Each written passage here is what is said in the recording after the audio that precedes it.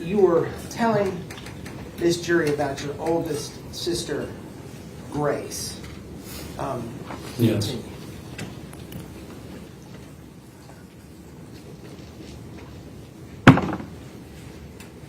Thank you. I don't say this lightly, but my oldest sister, Grace, was the most evil human being I've ever met in my life.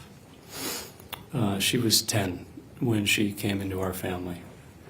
The Russian government didn't tell us much about the kids, so we weren't aware of any, if any, behavioral issues. There may have been, and there were many, but specifically with her. I would describe her without reservation as an affectionless psychopath. It wasn't that she was immoral, it was more that she was amoral. She didn't have a sense of right and wrong. Her emotional compass was seemingly non-existent. She was just dead inside. She was a masterful manipulator and deceiver. She could lie at the drop of the hat for reasons that might involve her personal gain or just for the heck of it. She would invent the most absurd, crazy, gruesome stories just to get a reaction out of people. And she could talk about this stuff with the same tone that you might talk about making a sandwich. And this from a girl that I knew between the ages of 10 to 14.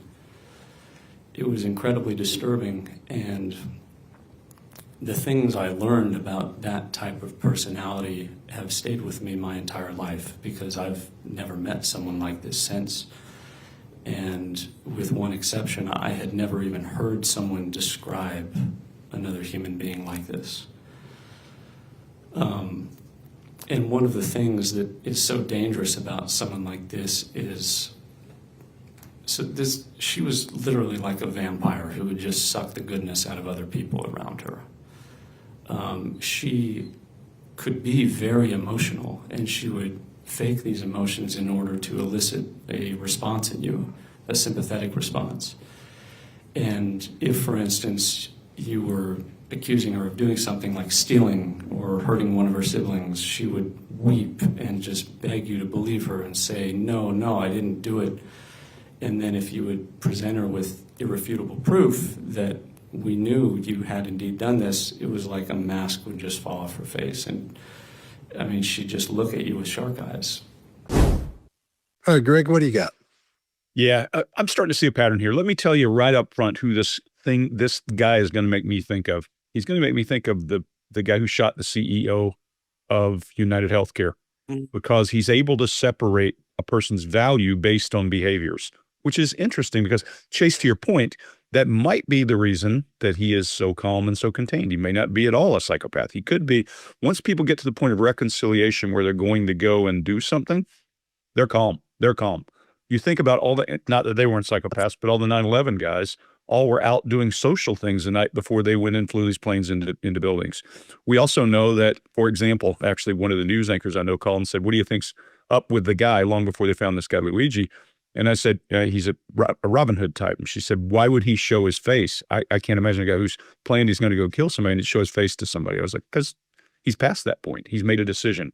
And the reconciliation brings a person to smooth behavior after. And it's an interesting one, but if you've had your hands on bad guys, and Chase, I know you have too, they don't seem to have a whole lot of compunction about what they've done. It just doesn't affect them the same way. So it's an interesting, creates odd mannerisms. So I'm going to give him benefit of a doubt for a minute, but let me tell you why I think he might have that same kind of mindset. First thing is, when you're on trial, you need to be likable, period. We've all done jury selection, but we also would lean over and tell the guy, hey, you might want to be likable. I know you don't like those people, but you might want to appear to be likable because they're going to base their judgment on how you talk to other people. Here, when he starts talking about his adoptive sister, he shows confidence in his hands. He uses illustrators. He does some downright accessing, but still no pain or grief muscle like in a little girl story. And she's an outright psychopath, he tells us. He does, however, show grief muscle at the Russians didn't tell us. The Russian government didn't tell us much about the kid. And she could lie for the heck of it. She could lie at the drop of the hat. Those are two things that are interesting. Now we're seeing what he values and what causes him pain. I'm starting to see a pattern based on the value of the other person based on their actions to this guy. That's how you get a Batman, a Robin Hood, a Luigi kind of character. They're going to do something for the good of society or the perceived good of society. Every time we see this, let's start looking at when he's talking, where the grief comes up. In this case, it's always about his sister's actions, not about her, about her actions. Back to grief when he talks about between 10 and 14. And this from a girl that I knew between the ages of 10 to 14. And then there's disgust and grief, both at the same time. The brow, this is kind of an interesting one. He wrinkles his brow and he shows disgust, as he said, never met someone like this since. Never met someone like this since. That's powerful, condemning language when it only happens at certain actions and at certain pieces. And we just need to pay really close attention to that pattern. I think we got something here that could be really interesting. Mark, what do you got? Yeah, agree on all of that. Look, now all I'm seeing is a pianist, because that moment where he went, thank you. That's the move you do when you've just finished the rack 3 in D minor. You know, the hardest Rachmaninoff. Thank you. Beautiful. So I can't get past that now. What else did I see previously before that? Well, again, this solemn attitude throughout and relatively emotionless storytelling, which is quite extraordinary, until, just as you're talking about there, Greg, we get incredibly disturbing. It says incredibly disturbing, and we get a bitter taste in the mouth. It was incredibly disturbing and absurd, crazy, gruesome. The most absurd, crazy, gruesome stories. We see, for me, pain and some confusion in the forehead as well. So pain, for me, is that grief muscle again, and something else around with other lines here of thought and confusion around that. And someone like this, and we get contempt on that as well. And they look pretty good. Like they look like good stuff to me. So starts off emotionless, and then in the talk of the sister, yeah, there is some real feelings around her behaviors. So interesting. Scott, what do you got on this one? All right. When he's thanking the person for like you were talking about, for giving him the water, whatever he's going to do, he does that really strange nod. Now there's a place in Oak Ridge when I go home, and it's called Billy's Timeout Deli. And they have this cheeseburger there. It's the best cheeseburger in the whole wide world. If you're wondering where the best cheeseburger is, that's where it is. That's what he fusses with. He said, it's the best in the world over here. No, it isn't. It's at Billy's over in Oak Ridge. So when you get a cheeseburger, and there aren't a whole lot of people in there, but it's a pretty good crowd, and the guy way over there got the same thing you got, and he knows that you got it too, you look at each other and you both go, that's what that reminds me of. Same thing like Hattie B's when you both get the really hot stuff. So there's that connection. So that behavior is really odd. So that tells us he's on not under the impression he's much better than everybody else, but he's trying to put on a show to show he's knows what he's doing. He's under control. And this is the way you do it when you're a proper person, going back to the suit he's wearing. Not against you, Mark. You're not like that at all. I said, I don't want to see you when you're not wearing what you're wearing now. But this guy, he wants everybody to think of him as perfect. Perfect. Well, that's perfect, Mark. He wants everybody to think he's perfect. So when it's thanking someone, has to be above it all, has to be almost a royalty when he's doing it. So it's just odd. And when he's describing a psychopath, which is what he's doing, and I think he's trying to get right up next to it without saying it right now, he's describing it in true crime terms. The most absurd, crazy, gruesome stories just to get a reaction out of people. And she could talk about this stuff with the same tone that you might talk about making a sandwich. Although he's read about it, because he lets a couple of other things slip later on, which we'll talk about. But he's describing a psychopath in the terms you read in the comments of the true crime things. Like on our channel, we get other than to say, oh, he had shark eyes, oh, he did this and he did that. Those are the terms he's using.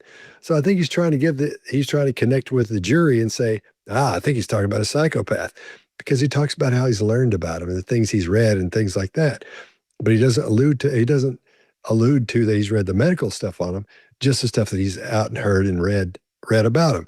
So he's describing a psychopath, but at the same time, he's exhibiting what one might exhibit if one were didn't have the proper emotional makeup to be able to deal with people. I'm trying to say this in a nice way. I'm not saying he's a psychopath, but but I think somebody that didn't know him, if you came in your house and that guy'd accidentally come in, you know, wasn't going to hurt anybody or anything, but he was there too, that'd scare you to death. You'd be, hello, how are you? You're like, well, this is it, man. This is it. You know, I kissed everybody bye when I left, thank God, because this guy's getting ready to kill me. Because that's what he looks like. He looks like he's getting ready to do something, or he's just done something. I think he looks like He he's about does. to ask if you have any Grey Poupon.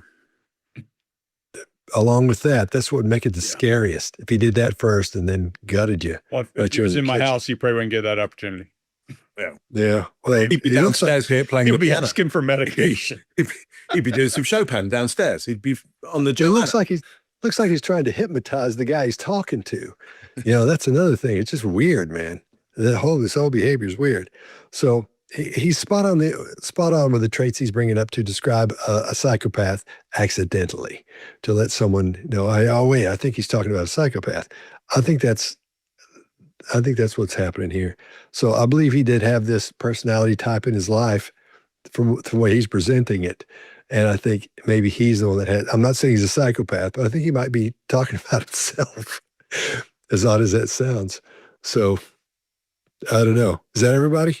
I'll go. Okay, go ahead, Chase.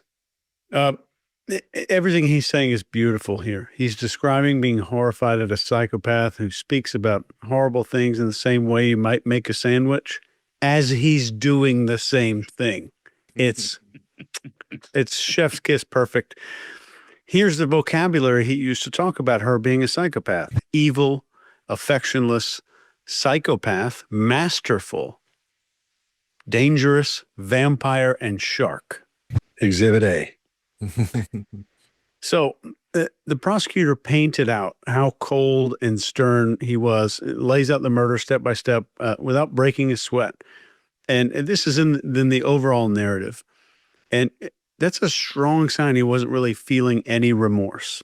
He's also not showing any relief. And the blink rate is not something we can control. And shutter speed is not something we can control. People like that can be sharp and very charismatic. And like his polished musician persona that he's probably kind of putting that mask on or that costume on right now.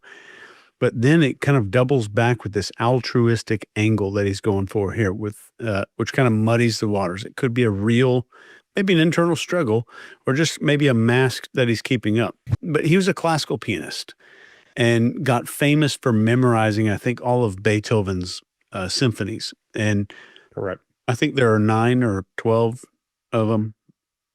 But I would bet that he listened to classical music growing up, and something hit me while I was watching this, his voice. And I'm so excited that Scott didn't bring this up first and that I get to bring this up. I know I've heard that smug, emotionless, intellectually superior tone before, and it took me a minute. But then it hit me. Almost every classical music radio and Sirius XM host speaks that exact way. And I'm willing to bet, with these kind of semi-sociopathic tendencies that have been identified, this was his childhood version of authority and intelligence when he was little. Nailed it. Those are the voices that he learned to copy. I might be crazy, but I'm glad y'all agree. But I can hear that voice. Next up is Symphony Number 2 in D major. It opens with these beautiful strident chords and really showcases the writing. Like the first, it displays revolutionary use of timbres and tonality. You were telling this jury about your oldest sister, Grace. Yes. continue.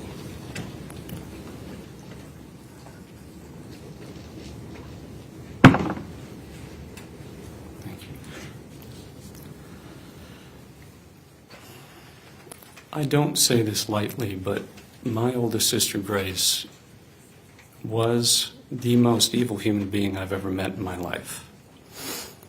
She was 10 when she came into our family. The Russian government didn't tell us much about the kids, so we weren't aware of any, if any, behavioral issues there may have been. And there were many, but specifically with her.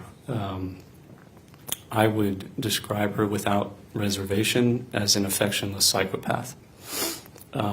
It wasn't that she was immoral, it was more that she was amoral. She didn't have a sense of right and wrong. Her emotional compass was seemingly non-existent. She was just dead inside. She was a masterful manipulator and deceiver. She could lie at the drop of the hat for reasons that might involve her personal gain or just for the heck of it. She would invent the most absurd, crazy, gruesome stories just to get a reaction out of people. And she could talk about this stuff with the same tone that you might talk about making a sandwich. And this from a girl that I knew between the ages of 10 to 14. It was incredibly disturbing, and the things I learned about that type of personality have stayed with me my entire life, because I've never met someone like this since. And with one exception, I had never even heard someone describe another human being like this. And one of the things that is so dangerous about someone like this is, she was literally like a vampire who would just suck the goodness out of other people around her. She could be very emotional, and she would fake these emotions in order to elicit a response in you, a sympathetic response.